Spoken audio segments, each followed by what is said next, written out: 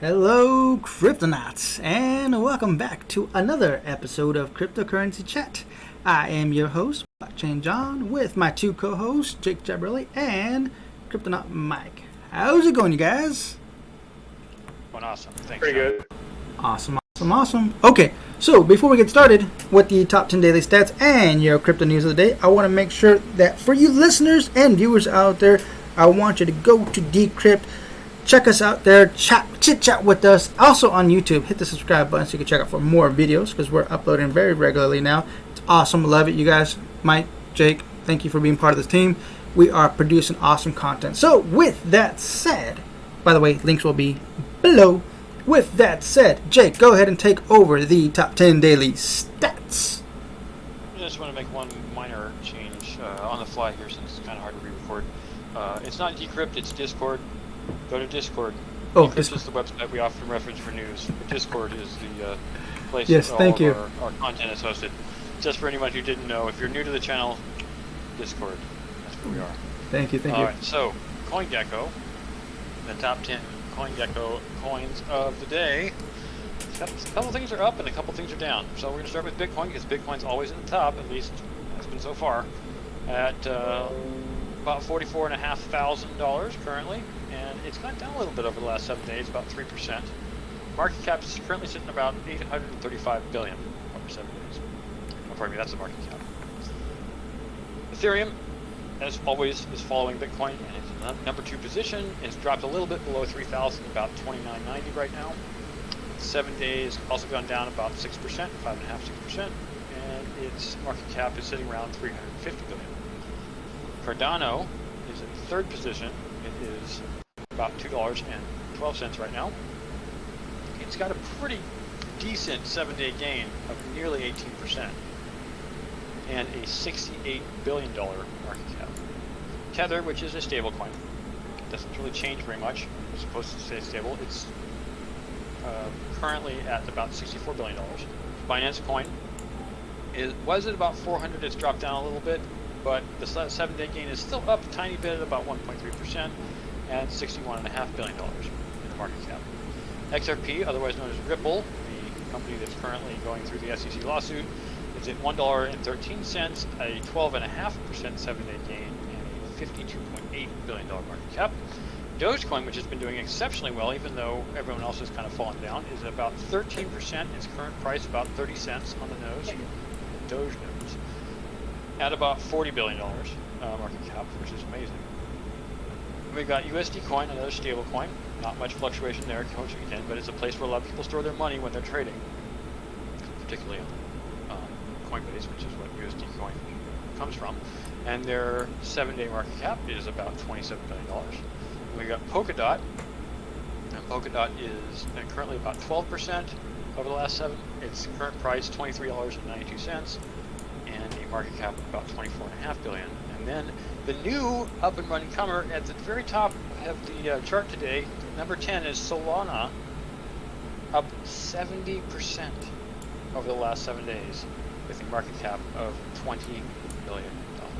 Its price is currently $70.50. So that's the top 10 in the cryptocurrency top 10 list on CoinGecko. And if you haven't already, be sure to check in with your candies. Check those candies because there's lots of NFT tokens they're giving away, and prizes and subscriptions and rewards. The more you collect, the more you can get. There's actually quite a bit of free stuff out there, so collect your candies. So let's get on to the news. Hold on, really quick for the listeners out there on the podcast. What is the market cap? The overall market cap. Market cap is still at $2 trillion, isn't it? No, it dropped below. That's right. We're about $25 billion under $2 trillion right now. So $1,974 billion or 1.974 trillion. Not quite $2 trillion, but it's still hovering around that price, which is a good thing. Did you say 1,970 million? Billion. 1,974 billion. Wow. All right. Cool. So let's get started with your crypto news of the day. I don't know how I'm going to do this. Actually, give me a second here. I have to close that out. and go to my news article here. How are we going to do this? Share screen, and I think that's it. Is that it? Yeah, that looks like it. Alright, cool. Thought I was going to screw that up. No, we're good to go. Okay, so this is a news article I wrote here. $4 million round funding ODON DeFi platform raised by former Goldman Sachs employees. Pantera Capital led the funding round for ODON decentralized finance platform, which has raised $4 million. Former Goldman Sachs employees Nathan Allman and current CEO of ODON DeFi joined with other Goldman Sachs employees to launch the ODON platform. The team recognized an opportunity to offer a suite of products that would allow institutions to get risk-controlled exposure to DeFi products. CEO of ODON DeFi stated, "We see a huge opportunity to bring a wider array of products to traditional finance to DeFi and create new financial primitives. We are grateful for the support of our investors who recognize the immense potential for DeFi to democratize access to a wide range of financial services previously only accessible to institutions." All right, cool. So, feedback, you guys. First of all, Goldman Sachs, I mean, they were talking a bunch of smack about crypto for the longest time, and now, hey, look at us. We're proud to be part of crypto, but we're also former Goldman Sachs. You guys were the same people talking crap for the longest time. Unbelievable. These are former Goldman Sachs employees, not actually Goldman Sachs. Right? Regardless, I bet you they were there. I bet you they were there when Goldman Sachs was talking crap about crypto and that they shouldn't, burn their fiat for this magical internet money. This digital coin. Who would do that? Who would do such a thing? Convincing, right? Everybody takes a little bit of convincing. After a while, they finally realize that the Winklevoss joints are going to beat them in market value. Okay, but on a real note, they're actually pretty damn smart because they do have the experience and the connections to connect the right people with this DeFi. They got it. This is just the beginning. The $4 million, forget about it. That's pennies. That's pennies compared to what's about to happen with this company. That's the end game. Pairing with Goldman Sachs or Warren Buffett's companies or anything of that sort. It's a sure bet kind of thing. Yeah. All right, let me read another one before I switch over to you guys. Another one I wrote here. For the viewers out there, I apologize in advance for the text-based news. I didn't get a chance to publish it yet, so this is what we have. And I literally just edited like not too long ago, right before this video. Anyways, here we go. Joshua Stroge, is it Stroge? Jake, Mike, Stroge, or Stogie? Stroge is accurate. Stroge. Joshua Stroge is appointed as interim CEO of Binance.us after Brian Brooks' departure. I'm sure you guys remember that. That wasn't too long ago. Joshua Stroge has been appointed as the interim CEO of Binance.us after the abrupt resignation from Brian Brooks. On August 6, 2021, Brian Brooks stepped down as Binance.us CEO, citing differences over the strategic direction with his colleagues at the company. Binance is the world's largest exchange with 24-hour trading and an average of $19.3 million trading daily. No, I think that's billion. I already messed that up. I'm pretty sure that's billion. 19.3 billion. Yeah. Billion. $19.3 billion trading daily. Binance has been under scrutiny from global regulators due to the lack of proper regulation on their platform. Let's see where the interim CEO Joshua will do, as the global regulators will continue to put pressure on Binance to meet certain regulatory standards. Alright, feedback from that, you guys. Obviously, Brian Brooks is no longer there. Brian Brooks is a person now with a lot of experience in crypto. Don't know what happened to him or where he's going, but that guy right now is the golden Buddha. Whoever picks him up, his name is gold. That's for sure. Sound like the Goldman Sachs guys, broke away from the company to do the DeFi thing in the previous article, I'm sure Brian Brooks will find good work somewhere else in the industry. Yeah, absolutely. Okay, let's go ahead and let me fix this here and switch it over to share screen, CoinGecko, and where are we at here? Give me a second and switch over. There we go. Where's my mouse? Wrong monitor. Wrong monitor. Okay, here we go. Reloading. So it's on to you guys now. I'm done with my news article. I don't know who's taking over. You guys go ahead. My hands are washed. Twitter's Jack Dorsey. Jack Dorsey. There it is. So Twitter's Jack Dorsey is now mining Bitcoin. Mining, not just owning. Here's how. Jack Dorsey. Did I say Jack Dorsey? You did. You did. Jack Dorsey, CEO of both. He's going to yell at my kids about that. CEO of both Twitter and Square has rapidly climbed the ranks to best-known Bitcoin maximalists in recent years, backing big Bitcoin centric projects, espousing his love for the original cryptocurrency white paper, and even saying he believes Bitcoin can bring about world peace. Now he's added another piece to his Bitcoin resume. He's mining it too. It kind of makes sense if you think about it. Yesterday, in response to a tweet from another user about getting into Bitcoin mining, Dorsey wrote, "I'm trying mining with Compass mining too." He didn't elaborate on that note. Compass shared the word with its 25,000 plus followers in a retweet of Dorsey's comment.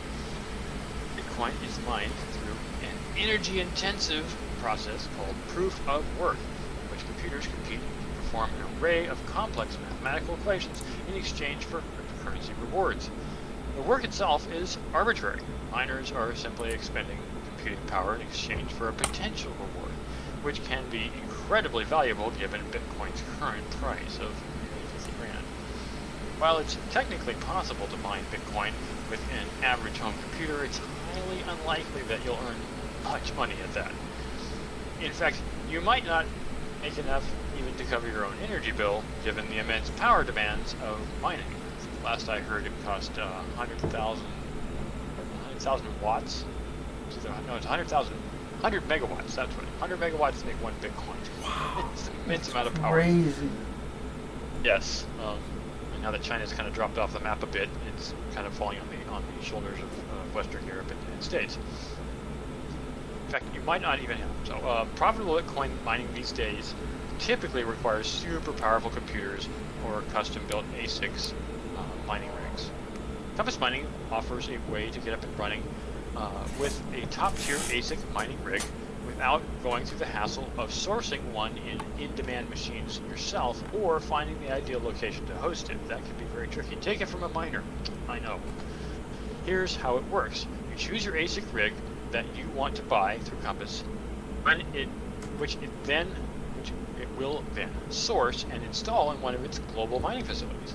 The company sets it up and joins the mining pool of your choice. You pay for the electricity to cost the machine, and then the Bitcoin rewards from your machine are paid into your crypto wallet. Pretty simple. Is this a shill for Compass? I mean, yeah. Yes, I'm not. It is an ad for Compass in a sense. Did they pay you? Did they pay you to read this? No. I'm gonna put it this way. The reason I like this article is it gives a good description of how it actually works. It does. I mean, this is only one business model. It's not quite my business model, but it is an example of a good business model, and I like the idea of it. So that's the reason I bring up this article. So Compass declined to specific comment on Dorsey's mining operation of the firm.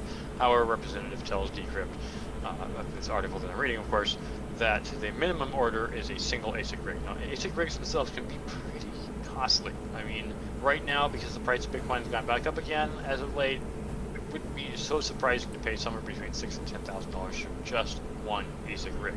A lot of people don't have that kind of cash laying around. throw it away on something and not get the money back for a year, which is about how long it'll take to pay back. And I know that's not part of the article here, but that's really kind of what it is. There's lots of different rigs out there. There's Bitmain, Antminer rigs are actually ones that I've personally used quite a bit over the last 5 years. Yep. They're not the best. There's several other different manufacturers out there. Silicon. Say again? Yeah, Innosilicon's another company. One of the major companies, rather. Anyways, I guess what I'm trying to get at is that this is a business model for getting people into crypto in a different way than maybe just doing it for themselves on their desktop computer. And I think it's you see how it is that Dorsey's kind of endorsing, pun intended, this ideal. But the reason I even bring this article up is not just for the how-to of mining, but or basic mining. But it's kind of where everybody's going. No one really talks about it. I'm actually kind of glad that this article makes the point, because Jack Dorsey is, a pretty powerful person within tech itself. And to see a person saying, "Yes, I'm actually doing mining," granted through a third-party company, it's something I would have expected other corporations like Goldman Sachs to be doing on their own. They're like, we can either buy and trade this stuff, or we can make it. And that's the reason I got into it. I got into mining because I didn't like the fluctuation. I don't like I bought it at this price and it went down. So I'm kind of curious. Is Jack over here trying to do cloud mining, or? From the tweet, it sounds like he's just experimenting with the technology in general to see how can he, leverage this to make money. Because at the end of the day, if you've got a lot of money, really good investment is, mining for more money. Why not mine, the most stable currency? Yeah, but is Compass? It sort of sounds like you have the option to buy your rig, but at the same time, it sounds like it's only digital. You're buying a rig that's going to be stationed at his warehouse, and you're going to cloud mine through that, and they maintain all that, and you're just going to pay a fee. Cloud mining is not really I want to make the distinction between what cloud mining is what you're talking about. What he's doing is literally just mining, and you own the miner in the facility, which is pretty much the way I do it. But cloud mining is distinctly different in that, and the reason I'm calling the distinction to it is it was kind of a fake kind of mining. I think like Electronium was doing cloud mining for the longest time, where they're like, oh, here's your app, and here's your mining, and we'll just basically give you some coin over time. Cloud mining is a way of getting around mining on your phone, because when Apple and Google canceled all that off of all mobile phone devices or smartphones, the only way they could allow people to do that was to call it cloud mining. It's not really mining. It's just assigning you a random percentage of a coin that's being mined at their facility. So, but it's kind of like getting you to invest in it or putting your name on it. This is my stuff. I am participating with this. But it doesn't actually mine in the cloud, so, or whatever people refer to as the cloud. So let's just move on to the next article. No, well, I want to dig a little deeper in Compass. I want to know what it does. Personally, maybe I'm interested. I want to see. Hey, if I can get in on this, then Jack, first of all, is a name in crypto. If he's doing something, I kind of want to keep a closer eye on this guy. If he's coming out with Compass, okay, let's see what you got, buddy. See what you got. Yeah, now. I could see Square making their own Compass. Yeah. Okay. I'm not saying they don't have the tech engineering capability to do it. I'm certainly they do, and maybe Jack is more explicitly an extreme backer of Compass and not just their spokesperson, or just someone who's using it. I mean, they do mention that he's the CEO of 2 companies, right? Mm-hmm. Maybe now he's the CEO of 3. We don't know yet. But this is a common way of doing mining. In fact, it's probably the way that most people end up doing it, with the exception of those who just have a couple million sitting around and want to do it for themselves, like Sean. Yeah. Sean Neal. Hello, Sean. Quarter million doing this, or so. He doesn't need the money. He's doing it for the fun. And I would say that Jack Dorsey doesn't need the money either. he's probably doing it for the making of other money. Yeah, it's yet another venture, and we already know he's into it, so it kind of makes sense he would go this direction. Mm-hmm. All right, news article. Next one. On the other end of making money out of crypto, we have Bitcoin Mixer CEO pleads guilty to dark web money laundering. Oh man, I have a personal connection to this, not personal in the sense of other people, but I almost got into this company, Helix. So, Ohio man Larry Harmon spent years running a Bitcoin Mixer, a service that scrambles the origins of crypto transactions in a way that makes it hard for law enforcement to trace, which led to his arrest in 2017 on charges that included conspiracy to commit money laundering. This is the reason AML is so important in investing and in crypto. After fighting the case for years, Harmon pled guilty to the money laundering charges on Wednesday morning in federal court in Washington, D.C. The plea came up on the cusp on a trial in which Harmon was prepared to argue that his mixing service, known as Helix, was not a money laundering tool, but rather a means to increase privacy and facilitate the use of Bitcoin. It kind of sounds like a bunch of BS. His decision to plead guilty suggests his privacy arguments were likely to fail in the face of government evidence that Helix primarily served dark web sites like the now shuttered Alphabet, which served as a marketplace to buy illicit drugs and a host of other illegal services. During his time working with Alphabet, Helix laundered roughly 350,000 Bitcoin, or $300 million worth at the time, but that would at present be close to some amount of billions of dollars. The sole purpose of Harmon's operation was to conceal criminal transactions from law enforcement on the darknet, and because of our growing expertise in this area, he would not make good on that promise, said Don Ford, chief of the IRS criminal investigation. Harmon's decision to plead guilty underscores how law enforcement has come to regard crypto mixers, also known as tumblers, as inherently criminal, even if some people use them for legitimate purposes.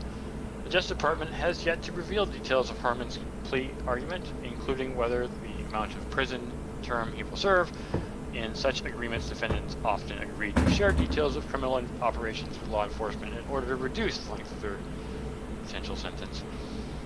According to the court records, Harmon is only pleading guilty to the count of conspiracy to commit laundering. Under the deal, the Justice Department appears to have dropped the other charges, which are related to operating an unlicensed money transmitter. So it says Harmon is also being required to pay $60 million civil penalty. Ouch. Yeah, that's a lot of money, man. That's a pretty penny. That's crazy. Yeah, it's like 3,000 in Ethereum. It's not that much. It's not that much, yeah. Jeez, don't even get me started, man. I wish I held my Ethereum. I'm just poking you. Right? Yeah, but see, I know. Right here, man. You're ripping up scabs. Oh man, that's horrible. In regards to mixers, I do want to plug in one that I know of. It's called the Samurai Wallet. It is a pretty awesome mixer for all you listeners and viewers out there. I do recommend that wallet. You could check out the code yourself to make sure that it is secure. So it is open source. It's awesome. A lot of people use it. You can mix up your coins there for privacy purposes. Obviously, you want things to be more private. You don't want to be traced for whatever reason. You want to buy your loved one some beautiful flowers. You want to make sure you hide your address so she doesn't find out you're trying to buy her something very nice for that special day. Samurai Wallet. All right, go ahead. Well, that's all for me. We're turning this over to Mike now. All right, Mike. Yeah. So Jeff Benson wrote an article about NVIDIA falling short for their ASIC cards they're selling. Their target was $400 million in revenue, but they ended up only doing $266 million in revenue, which is only, I think, 6% of their revenue last year, because they pulled in $6.5 billion. Wow. Yeah. So they, it's still a small part of what they do, but it could be bigger. Obviously it was kind of a flop. I think this really shows that most people who are GPU miners like having that security fallback, knowing that, if anything happens, they could liquidate their farm to people who play video games. Mm-hmm. Whereas if you buy these, you can't. So no one's really, coming in droves to buy them out. They didn't, hit that milestone they wanted. Well, not only that, obviously the global chip shortage didn't do them any justice as well, right? Unless they have no effects, because I know companies like these do actually hoard a reserve for emergencies like the chip shortage that's currently going on. But I don't know what their situation was. Yeah, because the article says it would create 400 million revenue. So maybe they didn't reach enough GPUs to do that. Ouch. The article's actually kind of vague on that. So hopefully giving NVIDIA the benefit of the doubt, and it's just, world shortage that they didn't hit their target, that no one wants them at those prices. Like, I definitely would not buy those. Yeah. As a GPU miner, I like not having E-weights. You got to explain for the new Cryptonauts out there why what's so bad about the NVIDIA cards? So basically, the problem going around NVIDIA GPUs, kind of AMD too, but NVIDIA is like at the forefront of it, is miners are buying the whole supply of GPUs, and that's kind of crushing the people who aren't buying GPUs to make money. They're buying them for their other job where they need it for graphic design or play video games or whatever. So NVIDIA got the idea to just nerf a certain line of GPUs so that it would only use for mining. That would incentivize miners to buy these, but miners still aren't buying them. But they're also throttled as well, right? Like, you can't use the full potential of these cards. I'm pretty sure these are the cards, right? This batch that came out? Like, you can't overclock them. Maybe. That's just one software leak away to be able to overclock it. Exactly. Yeah. Yeah. Oh, yeah, But they did make a line of gamer GPUs where they throttled it so it shouldn't be used for mining. Mm-hmm. Oh yeah, that's right. I do. A leak on that too. Yeah. I remember that as well. They Yeah. ended up leaking it. I think it was like a young teenager that was able to crack that code. No, not even. NVIDIA accidentally published it for like 35 really? minutes or something. Ah. Yeah. Whoopsie. Yeah. Okay. NVIDIA, and they're just down the road too, man. That photo right there is just down the road from my house. I'm not like literally down the road. It's a couple miles out, but I do drive by it from time to time. Just hopefully I can just use my imaginary metal detector, and hopefully there's like a GPU laying on the ground that I can just pick up and walk away with. Go dumpster diving. Right. Oh man, dude, imagine. Do you think that they would? I've been watching these videos on YouTube where folks out here in the Bay Area and like San Francisco where they go dumpster diving. Dude, they find treasure troves, man. Thousands and thousands of dollars worth of stuff in the dump. Brand new stuff. I mean, this is crazy. Man, imagine going in the back of NVIDIA. Nah, they wouldn't dump out stuff like that, man. They wouldn't. It's too precious. All right, one more, Mike. What do you got? Yeah. So the next article is by Andrew Hayward, and it's about OpenSea removing an artist and NFTs that they were posting for sale because it violated copyright. Or there's a copyright dispute on it. Which one is that? This is the one? first.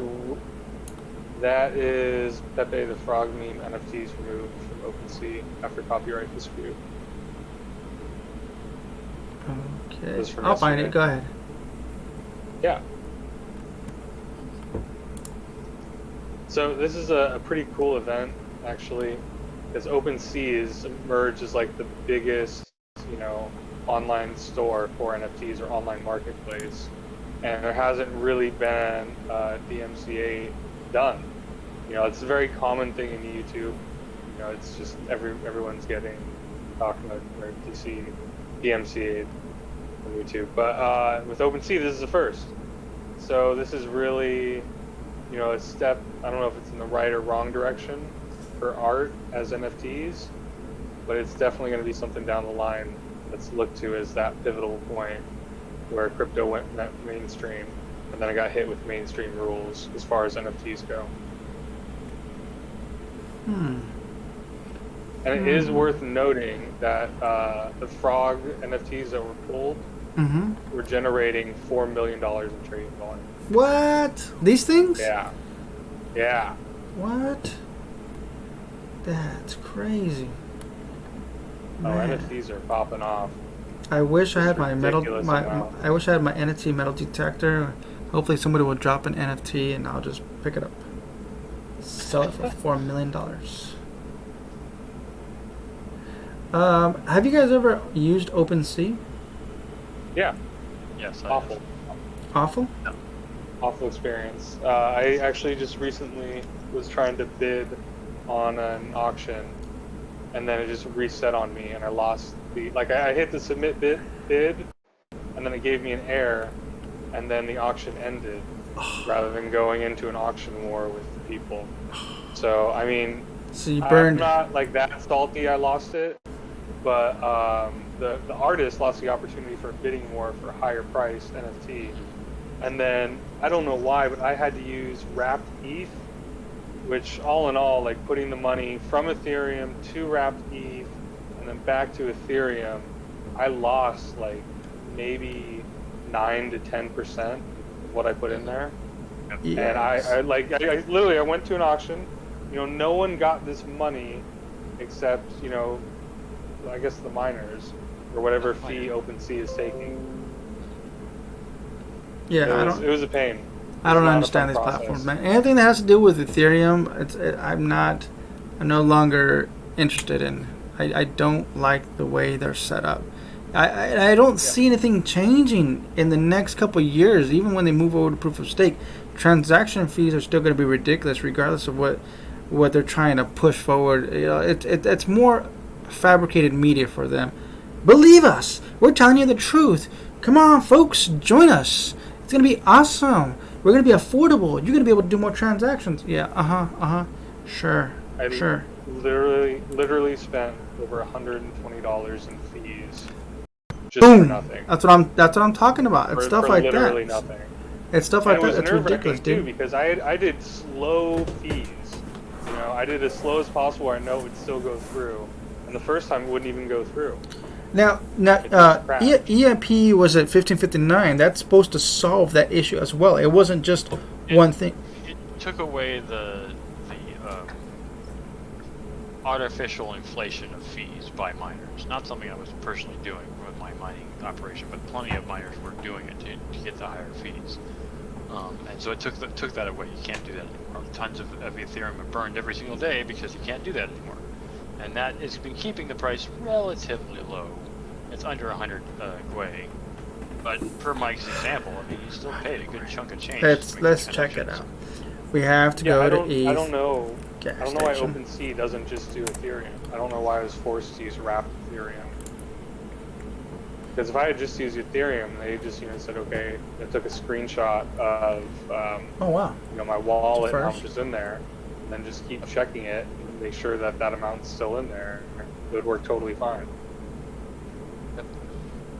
Yeah, no, There's you feel bad about having lost all that when I was just trying to move $100 worth of ETH over to pull together. It cost me $100. Forget oh about my it, man. God, I was. That's brutal. I was just trying to move some USDT and forget about it. The transaction fee was higher than the dollars that I had in my wallet. I go, you know what? Let me just squat on this for a little longer. Hopefully, sometime in the future, transactions will be so ridiculously affordable that I can one day in the future move my a few dollars and maybe buy a burger from the dollar menu in the future. But it probably won't be $1, right? Because of inflation, Hint, hint. Yeah. What the future is about, Fiat. Exactly. Yeah. One Satoshi. Once, yeah. Satoshi. Hey, there you go, bro. There you go. I can't wait, man. I can't wait for more pubs and burger shops and hot dog stands to start, charging Satoshis. I mean, that's I was looking at sorry to go off topic. I was looking at videos on Lightning Network, and there's actually a lot of businesses out there that are adopting Lightning, because there's more and more platforms that have better user interface for the business owner to easily understand how to use their platform, and to have customers easily integrate their wallets to the business owner's wallets. It's almost seamless. We're getting pretty damn close, buddy. We're getting pretty close. I would say another year or two, I think everything will be perfectly polished. It'll look beautiful, and I think people will start using Lightning wallets a lot more. And that's what I want to see, man. I would be very pleased to use Lightning. Personally, I would. I don't mind using... Now, I wouldn't use main chain Bitcoin. Not at all. Heck no. That's crazy. I would never do that. Yep. But Lightning is a beautiful thing. If you've never used it, I do recommend, like I said, Samurai Wallet. Download the wallet, try it out. You can actually, you know what? Is that maybe that's not it. Maybe Blue. So Samurai Wallet's the mixer. There is a Blue Wallet. I'm pretty sure it's called Blue Wallet. Correct me if I'm wrong, Jake. Remember when we were using Smiles? Yeah, that's right. But I cannot remember the name of that wallet. I still have. Let me grab my phone real quick. Hold on a second, everybody. Everybody on hold. I gotta find this for you guys. Yeah, no, I was using a Lightning wallet for a long time. Wallet of Satoshi I was using, actually.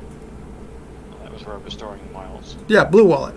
So Blue Wallet is a BTC wallet. It is, I'm pretty sure it's open source. It is on GitHub, right? I'm pretty sure it's on GitHub. I do use it to collect some sats and Lightning in particular. It's all on the Lightning Network, which is pretty damn cool because now I can just go buy my hot dog, buy my tacos, buy my burgers, get some hot sauce on my burrito, baby. Yeah, that's what I'm talking about. Try it out. Blue Wallet, Samurai Wallet, and the Celsius Network, StackSats, and HODL. Should I close it out? I gotta do that again. That was too quick. Nope. Unless you guys have any last words. Nope. All right, you guys. Yeah, but no, it's fine. All right, you guys. Until next time, StackSats and HODL. Where's this at? Where's that at? There it is. Adios. Adios. Adios.